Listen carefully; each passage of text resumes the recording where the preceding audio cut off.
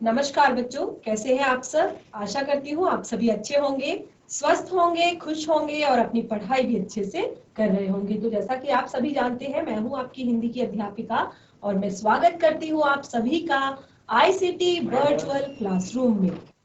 तो आज हम पढ़ेंगे क्लास 8 की हिंदी। क्लास 8 की हिंदी में हमारे पिछले सेशन से ही हमने व्याकरण का जो खंड है वो स्टार्ट कर दिया था। व्याकरण के खंड में हमने आपका जो पहला पार्ट लिया था व्याकरण में से वो थे अव्यय या अविकारी शब्द, क्योंकि बहुत ज्यादा जरूरी है ये सारी चीजें पढ़ना, बहुत आगे भी आपको काम आएंगी। और कल भी हमने इनके बारे में पढ़ा था कि क्या होते हैं अव्यय और अविकारी शब्द।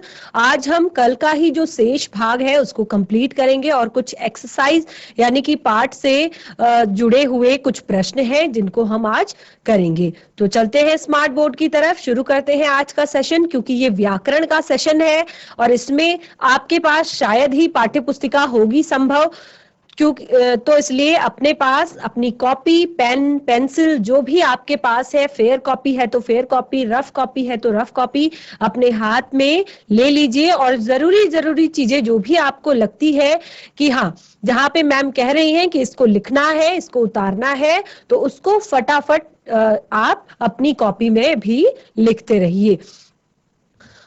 और सारी चीजें, ऐसा नहीं है कि कुछ नहीं समझ में आएगा, सारी चीजें मैं आपको अच्छे से एक्सप्लेन करने की कोशिश करूंगी। अगर कुछ नहीं समझ आता है तो आप मुझे चैट के माध्यम से बता सकते हैं। तो चलते हैं स्मार्ट बोर्ड की तरफ, शुरू करते हैं आज का सेशन। तो अव्यय शब्द और अविकारी शब्द हमने कल पढ़े थे। अविकारी शब्द को ही अव्यय शब्द कहते हैं और अव्यय शब्दों को ही अविकारी शब्द कहते हैं। बिल्कुल भी कहीं पे कंफ्यूज नहीं होना है।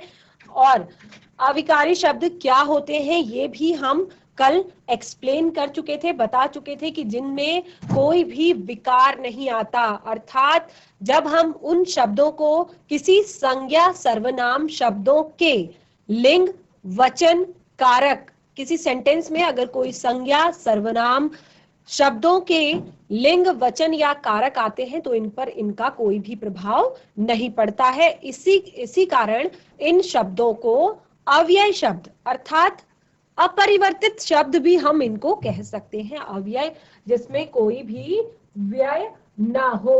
तो ये हमने कल बहुत अच्छे से पढ़ा था और शायद अपनी कॉपी में भी आपने लिखा होगा। अगर नहीं लिखा है तो अभी भी आपकी स्क्रीन पर शो हो रहा है और आप लिख सकते हैं। तो यहाँ पर एक छोटी सी परिभाषा भी यहाँ पर मैंने लिखकर आप लोगों को दी है कि ऐसे शब्द जिसमें लिंग, वचन, काल की दृष्टि से कोई रूप परिवर्तन नहीं होता है, उन शब्दों को अव्यय शब्द कहते हैं। अव्यय शब्द अ तथा व्यय के योग से बना है, ये भी मैंने आपको बताया था। इसका अर्थ हुआ जिसमें कोई व्यय ना हो। अ अर्थात न, व्यय अर्थात खर्च होना या परिवर्तित होना। कोई भी इसमें परिवर्तन नहीं होता, कोई भी इसमें व्यय नहीं होता। तो अव्यय शब्दों के निम्नलिखित भेद होते हैं। अव्यय शब्दों के कुछ भेद मैंने आपको यहाँ पर बताए थे। कौन कौन से भेद मैंने आप लोग को बताए थे? क्रिया विशेषण, संबंध बोधक, समुच्चय बोधक, विस्मयादि बोधक और निपात। तो सबसे पहले हमने कल जो अपना सेशन पढ़ा था उसमें हमने क्रिया विशेषण पढ़े थे सबसे पहले। तो क्रिया विशेषण क्या होते हैं उसके बारे में हमने जाना था। क्रिया विशेषण अर्थात सभी जानते हैं क्रिया के बारे में, क्रिया की विशेषता बताने वाले शब्दों को क्रिया विशेषण कहते हैं। तो क्रिया विशेषण जो इस तरह के शब्द आपको लगेंगे, जैसे कि क्रिया की विशेषता बताने वाले शब्दों को क्रिया विशेषण कहते हैं। तो कौन कौन से होते हैं क्रिया विशेषण? जैसे आप लिख सकते हैं कि राम अच्छा लड़का है। राम कैसा लड़का है? राम अच्छा लड़का है। और सीता सुंदर लड़की है। मोहन बहुत अच्छा लिखता है या मोहन अच्छा लिखता है। और कछुआ धीरे धीरे चलता है। कोई भी इस तरह के शब्द जहां पर आप अच्छा,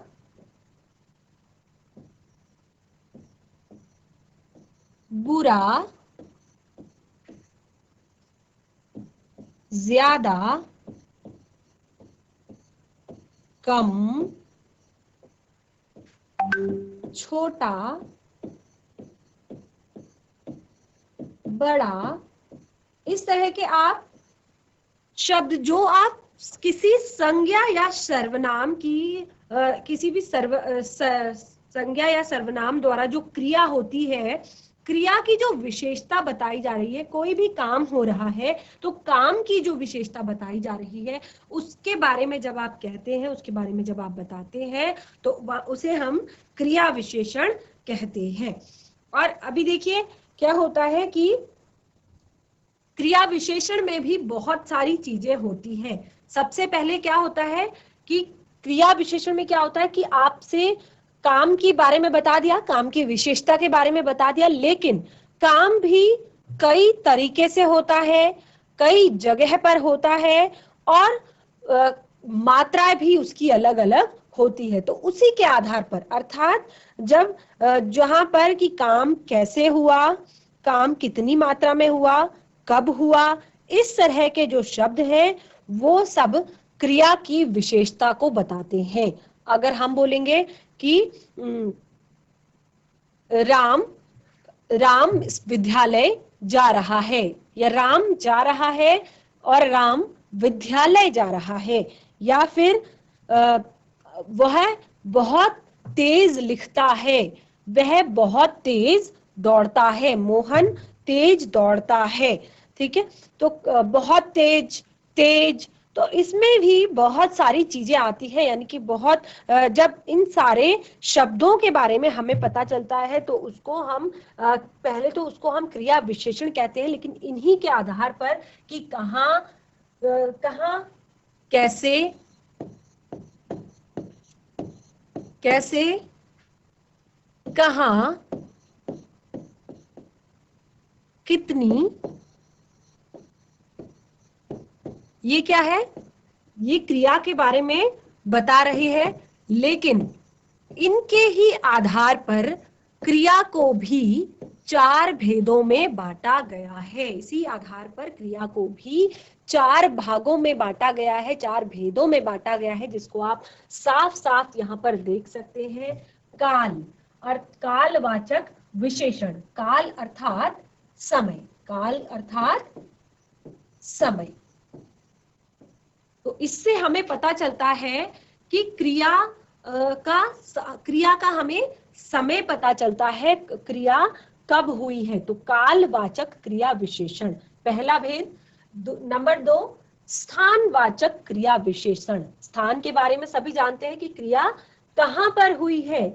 रीतिवाचक क्रिया विशेषण, रीति अर्थात किस तरह से क्रिया हुई है, तो रीतिवाचक क्रिया विशेषण ये तीसरा भेद है क्रिया विशेषण का। नंबर 4, परिमाणवाचक क्रिया विशेषण, अर्थात कितनी मात्रा में हुई है। तो सबसे पहले हम एक एक करके सारे क्रिया विशेषण के सारे भेदों को पढ़ेंगे। सबसे पहले हम पढ़ेंगे कालवाचक क्रिया विशेषण। तो कालवाचक क्रिया विशेषण होते हैं, काल का अभिप्राय है समय, जैसे कि मैंने आपको बताया, और कुछ क्रिया विशेषण शब्द क्रिया की काल संबंधी विशेषताओं को बताते हैं। कुछ ऐसे क्रिया विशेषण शब्द होते हैं जो क्रिया की काल संबंधी यानी कि समय संबंधी विशेषताओं को बताते हैं, का बोध कराते हैं, तो उन्हें कालवाचक क्रिया विशेषण कहते हैं। जैसे कि मैंने आपको एक उदाहरण कल दिया था जिसमें मैंने कहा था सूर्य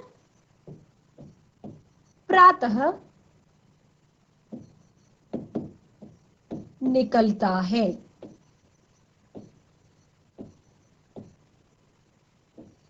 तो सूर्य निकलता है ये सभी जानते हैं, लेकिन इसकी एक विशेषता है कि सूर्य प्रातः निकलता है, सुबह के समय निकलता है सूर्य।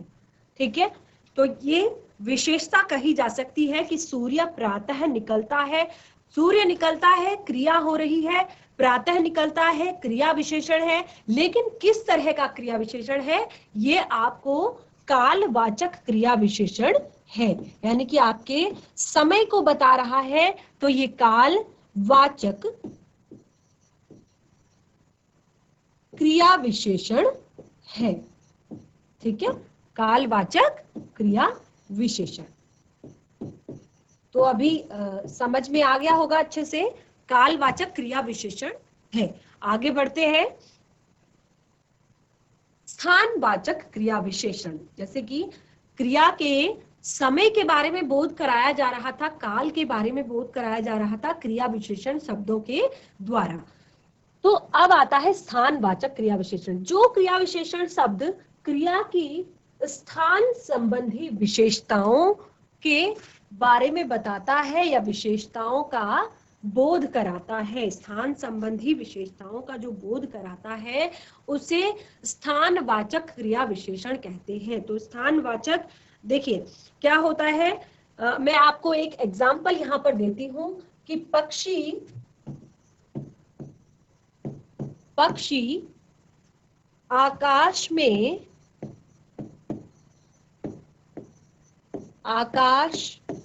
में उड़ रहे हैं।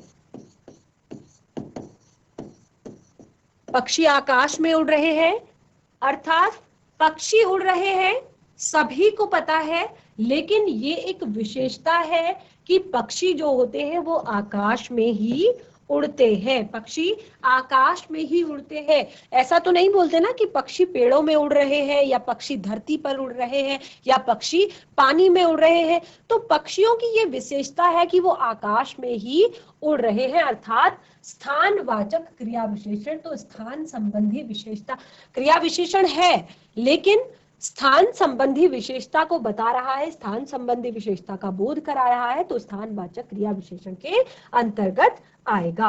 अब आता है रीतिवाचक क्रिया विशेषण। रीतिवाचक क्रिया विशेषण क्या होते हैं?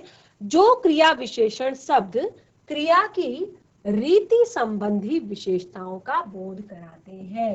रीति अर्थात कार्य करने का तरीका, कार्य किस तरह से किया जा रहा है।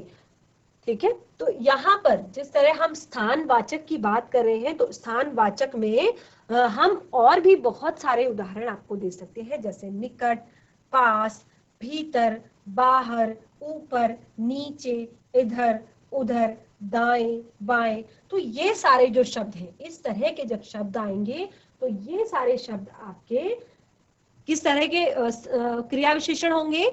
स्थानवाचक क्रिया विशेषण होंगे। जब आप इस तरह की बातें करते हैं कि अगर आप कहते हैं कि कोई वस्तु उसके निकट रखी गई है, या फिर मैं तुम्हारे घर के पास रहता हूं, या भीतर से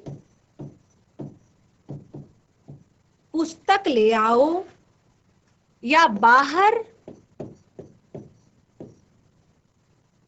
जा रहे हैं। तो इस तरह के जो शब्द आप देखेंगे जहां पर स्थान के बारे में बात की जाएगी, तो सारे शब्द स्थानवाचक क्रिया विशेषण शब्द होंगे। ठीक है, तो रीतिवाचक की बात कर रहे थे कि क्रिया किस तरह से हो रही है, ये रीतिवाचक के अंतर्गत आता है। तो जो क्रिया विशेषण शब्द क्रिया की रीति संबंधी विशेषताओं को, अर्थात क्रिया के काम के होने के तरीके को बताता है, उसे रीतिवाचक क्रिया विशेषण कहते हैं। ये उदाहरण मैंने आपको दिया था कि हिरन तेज दौड़ता है। तेज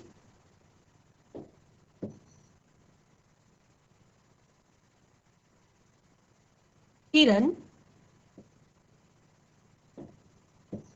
तेज दौड़ता है।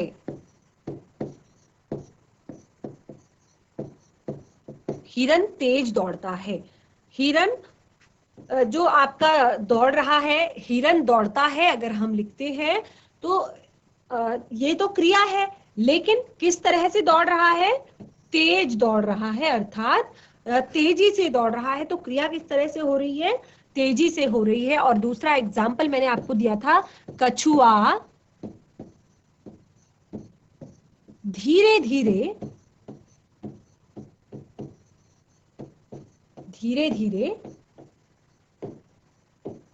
चलता है। कछुआ धीरे धीरे चलता है। तो कछुआ चलता तो है ही, लेकिन कैसे चलता है?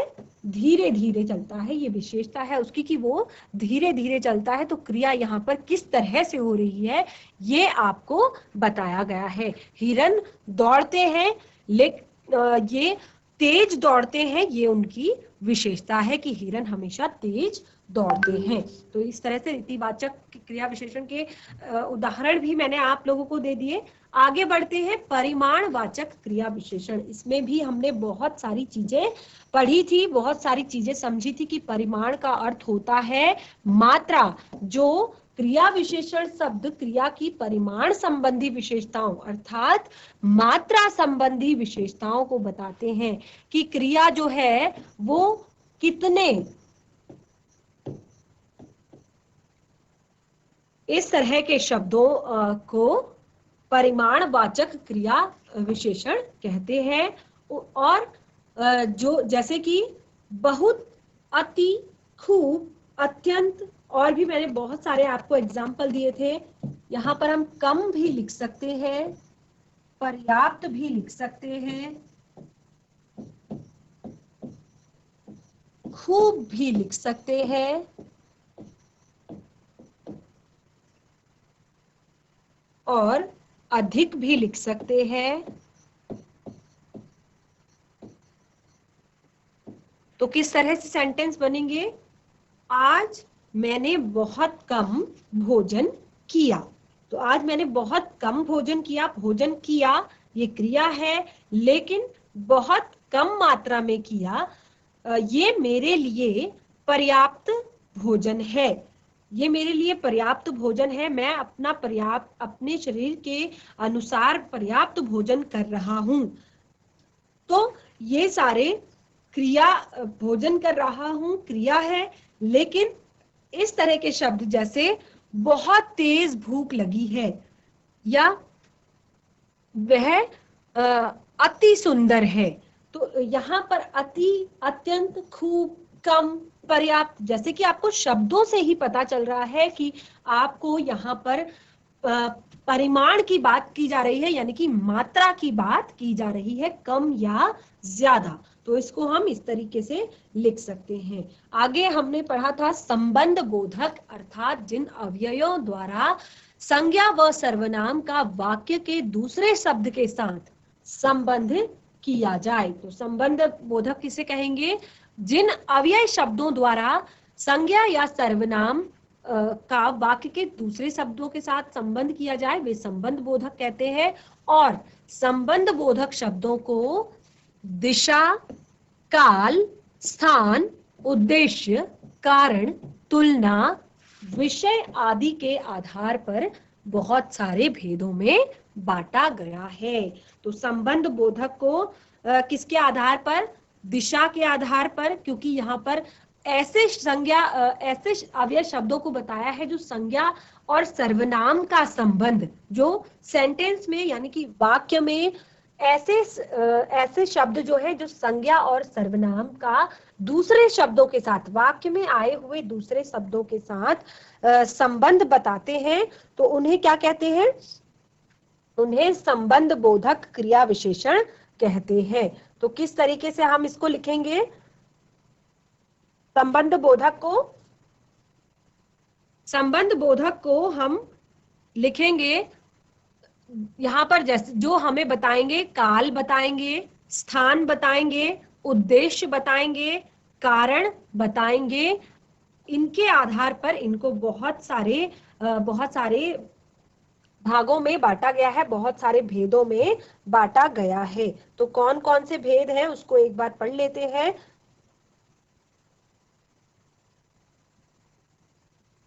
काल सूचक, काल सूचक अर्थात काल सूचक की बात लिखते हैं। काल सूचक, सबसे पहले हम काल सूचक लिखते हैं।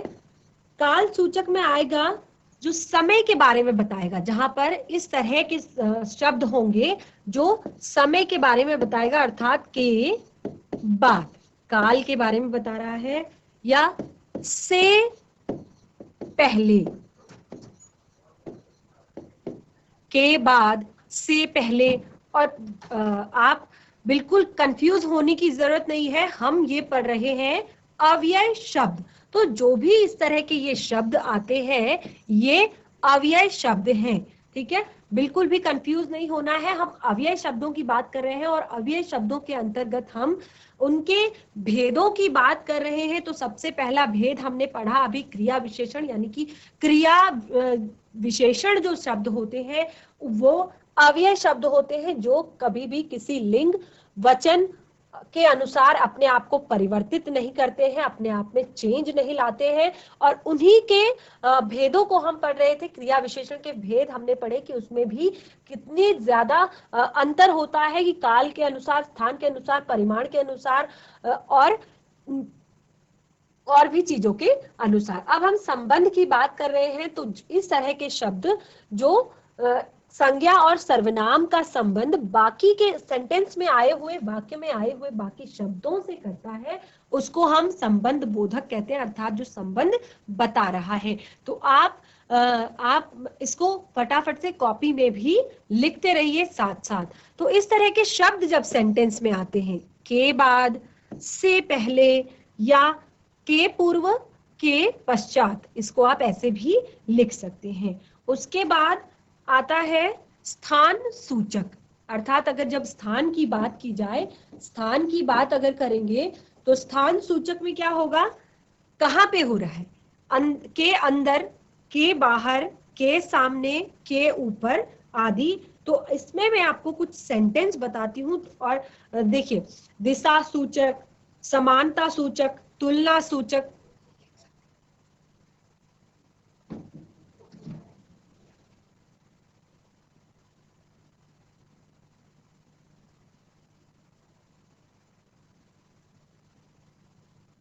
स्थान सूचक, दिशा सूचक, समानता सूचक, तुलना सूचक और विकल्प सूचक।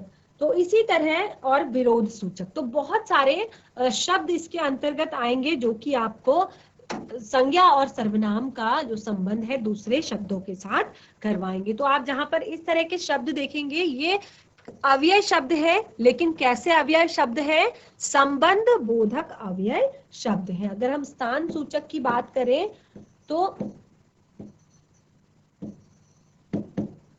के ऊपर, के ऊपर।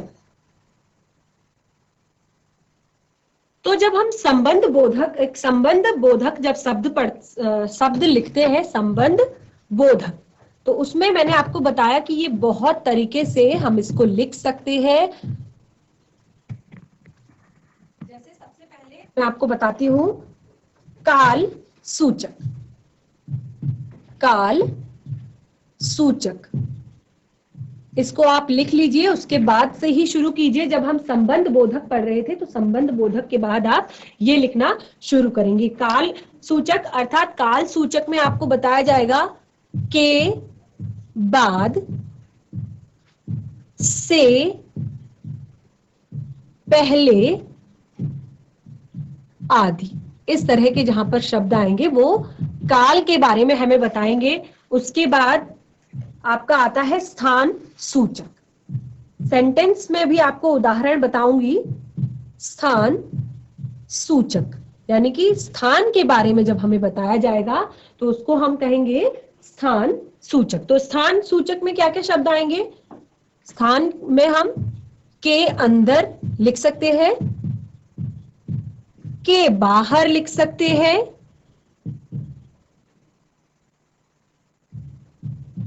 के ऊपर लिख सकते हैं, के नीचे लिख सकते हैं आदि।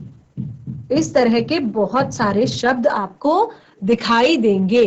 तो ये सारे शब्द जो है हम क्या पढ़ रहे हैं, फिर से बताती हूँ, ये हम सारे अव्यय शब्द पढ़ रहे हैं और अव्यय शब्दों के अंतर्गत हम उनके भेद पढ़ रहे हैं, और भेदों में हम दूसरा भेद पढ़ रहे हैं संबंध बोधक, अर्थात जो संबंध बताते हैं। तो इसमें भी बहुत सारे तरीके से, जो कि बहुत सारे तरीके से बताया जाता है, जैसे दिशा के आधार पर, काल के आधार पर, स्थान के आधार पर। तो उसी के आधार पर हम यहाँ पे पढ़ रहे हैं। अब स्थान सूचक हमने पढ़ा, उसके बाद हम एक बार दिशा सूचक पढ़ेंगे। नंबर 3, दिशा सूचक, अर्थात जब दिशा के बारे में बात हो रही हो तो दिशा में किस तरह के शब्द आएंगे? की ओर, की ओर, और की तरफ, की तरफ। तो आप ध्यान से देखिए, ये जो सारे शब्द हैं ये अव्यय शब्द हैं, ठीक है। की तरफ, के पार, के पार, या के समीप आदि, और भी इस तरह के शब्द इसमें आएंगे। तो ये हमने 3 लिखे। उसके बाद भी और सारी चीजें आती हैं, समानता सूचक, तुलना सूचक, और कारण सूचक, विकल्प सूचक, विस्मय सूचक। तो इस तरह के बहुत सारे शब्द ये कहां पर आते हैं? आपके संबंध बोधक में आते हैं, जो कि संबंध बताते हैं हमारा एक संज्ञा और सर्वनाम का सेंटेंस में, वाक्य में बाकी शब्दों के साथ।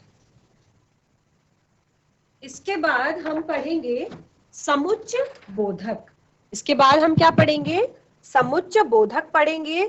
तो अब ये समुच्चय बोधक क्या होता है? समुच्चय बोधक, तो अभी तक हमने संबंध बोधक पढ़ा, इसको मैंने आप लोग को एक्सप्लेन करके बता दिया कि किस तरह से हम इसको पढ़ेंगे। अब हम पढ़ेंगे समुच्चय बोधक, अर्थात समुच्चय का अर्थ होता है जो दो शब्द दो शब्दों, पदबंधों और वाक्यों को परस्पर जोड़ते हैं। समुच्चय शब्द से ही आपको समझ में आ रहा होगा कि जो शब्द दो शब्दों को आपस में जोड़ते हैं, पदों को आपस में जोड़ते हैं, वाक्यों को आपस में जोड़ते हैं, उन्हें समुच्चय बोधक शब्द कहते हैं।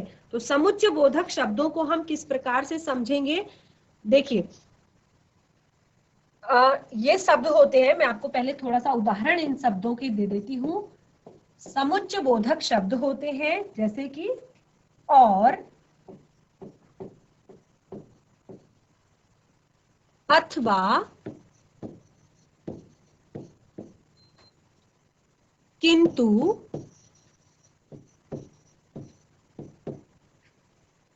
ताकि,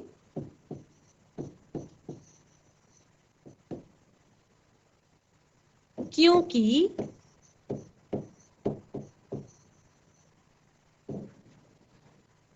जब, तब।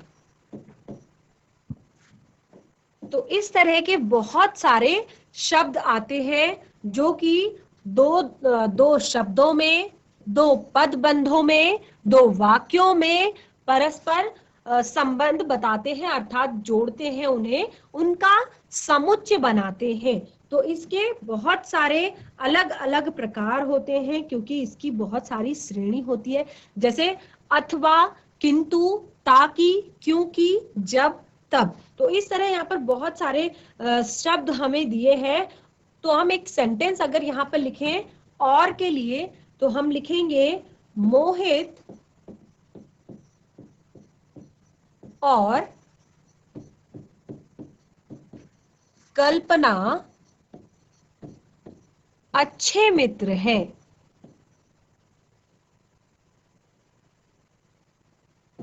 अच्छे मित्र हैं।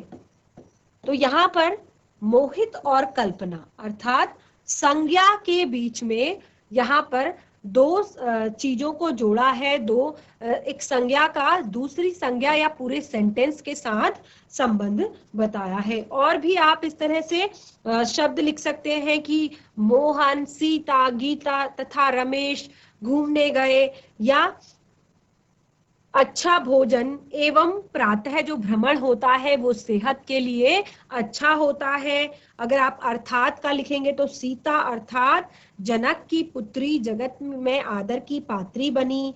अगर आप यानी लिखते हैं या अथवा लिखते हैं तो श्याम अथवा राम में से किसी एक को चुन लीजिए। तो इस तरह के बहुत सारे आप समुच्चय बोधक शब्दों के बारे में पढ़ते हैं। तो समुच्चय बोधक शब्द होते हैं जो कि दो शब्दों और पद बंधों तथा वाक्यों को परस्पर जोड़ते हैं। तो इस तरह के सारे शब्द क्या होते हैं?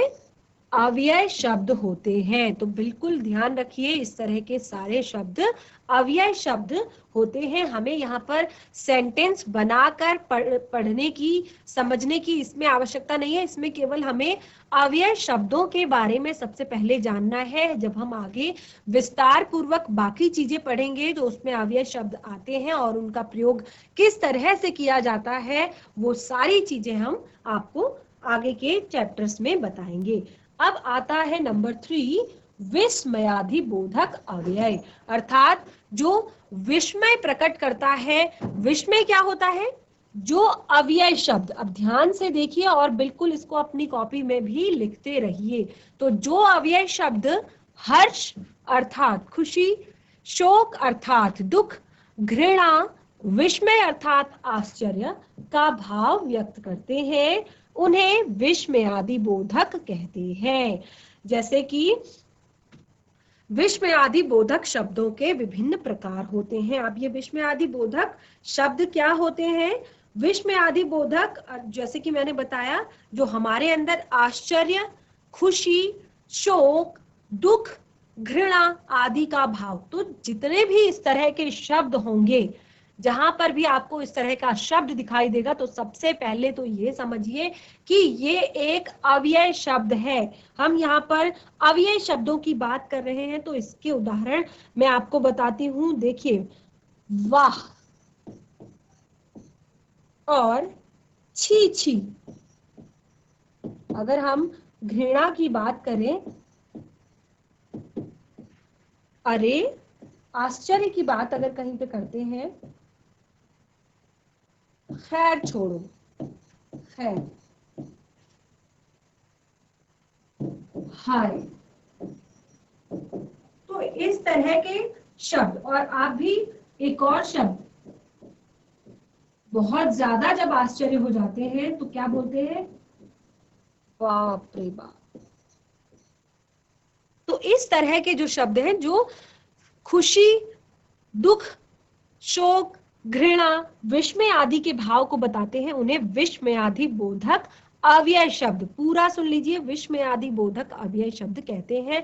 जैसे ये शब्द विभिन्न प्रकार के हो सकते हैं, वाह, छी छी, अरे, खैर, हाय।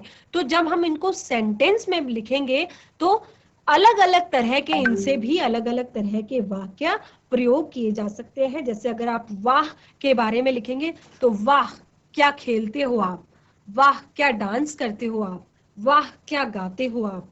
अगर छी छी की बात करें तो छी छी, ऐसा भी कोई करता है? छी छी, ये कमरा कितना गंदा है।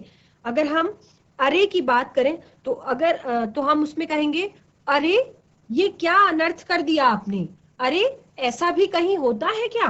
तो ये सारे जो शब्द हैं विस्मयादि बोधक, इसमें भी इनके बहुत सारे भेद हैं। ठीक है, तो ये हमारे यहाँ पर विस्मयादि बोधक जो है वो कंप्लीट हो गए हैं।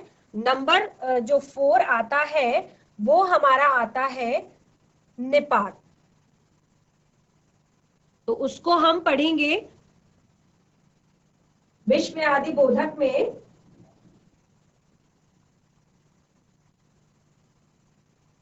अंतिम आता है निपात। तो निपात भी कुछ ऐसे शब्द होते हैं जिनमें जो ऐसे अवयव शब्द होते हैं जो किसी शब्द के अर्थ पर जुड़कर, देखिए मैं आपको यहीं पे ये सारी चीजें बता देती हूँ। नंबर 4 आता है इसका निपात, जो किसी शब्द के अर्थ पर जुड़कर उसमें एक अलग से एक उसमें बल, उसके शब्द को एक अलग से बल देता है उसके अर्थ को। ठीक है, तो ये हमारा कंप्लीट हो गया यहाँ पर। आगे बढ़ते हैं, कुछ प्रश्न हैं हमारे इसमें थोड़े से, जो आप फटाफट आंसर कर सकते हैं, फटाफट से जिनके उत्तर आप दे सकते हैं। तो सबसे पहले है कि क्रिया विशेषण किसकी विशेषता को बताता है। तो क्रिया विशेषण किसकी विशेषता को बताता है, बहुत इजी है, संज्ञा की तो बताएगा नहीं, सर्वनाम की नहीं बताएगा, तो क्रिया विशेषण काल की क्रिया की विशेषता को बताता है। अगला है, क्रिया विशेषण के कितने भेद होते हैं। तो क्रिया विशेषण के कितने भेद होते हैं, अभी मैंने आपको पढ़ाया था, क्रिया विशेषण के 4 भेद होते हैं। ठीक है, क्रिया विशेषण के कितने भेद होते हैं, 4 भेद होते हैं। नंबर 3, संज्ञा या सर्वनाम का शेष वाक्य के साथ संबंध जोड़ने वाला शब्द क्या कहलाता है। जो संज्ञा और सर्वनाम का शेष वाक्य के साथ संबंध जोड़ता है, संबंध बोधक शब्द कहलाता है।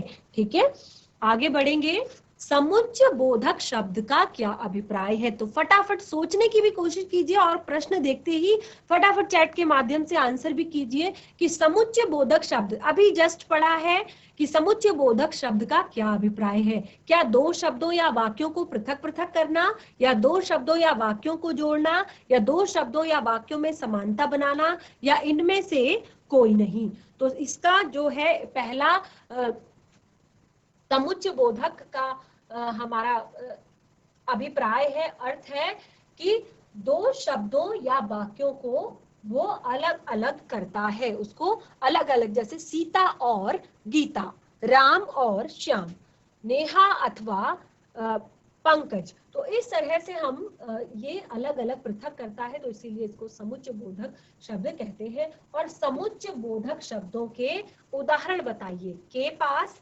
से दूर, और क्योंकि, मैं पर, सुबह, रात। तो यहाँ पर के पास, के दूर तो क्या है, संबंध बोधक है। मैं पर क्या है, बहुवचन है। सुबह और रात कालवाचक है। लेकिन और क्योंकि ये क्या है, समुच्चय बोधक है, तो इसीलिए इसका उत्तर हमारा नंबर 2 होगा। प्रश्न नंबर 6 है, हे प्रभु मेरी प्रार्थना सुन लो, मैं कौन सा भाव प्रकट हो रहा है। अभी लास्ट बिल्कुल हमने पढ़ा था कि हे प्रभु मेरी प्रार्थना सुन लो, तो इसमें किस तरह का भाव यहाँ पर प्रकट हो रहा है, यहाँ पर संबंध बोधक आपका भाव प्रकट हो रहा है। तो ये जो हमारा आज का व्याकरण का भाग था, अव्यय और अविकारी शब्द, ये यहाँ पर कंप्लीट हो चुके हैं। तो आज का सेशन जो था हमारा व्याकरण के खंड का अव्यय और अविकारी शब्द, ये कंप्लीट हो गया है। इसके क्योंकि आज हमने केवल शब्दों के बारे में पढ़ा, जब हम आगे आपके व्याकरण के खंड में आगे बढ़ेंगे और भी सारी चीजें पढ़ेंगे, तो आपको जब हम इनका सेंटेंसेस में प्रयोग करेंगे, वाक्यों में प्रयोग करेंगे, तो आपको बहुत अच्छे से ये फिर से क्लियर हो जाएंगे सारे। तो आशा करती हूँ कि आपको आज का सेशन अच्छा लगा होगा। मिलेंगे नए सेशन में एक नए पाठ के साथ, तब तक के लिए धन्यवाद। आपका दिन शुभ हो।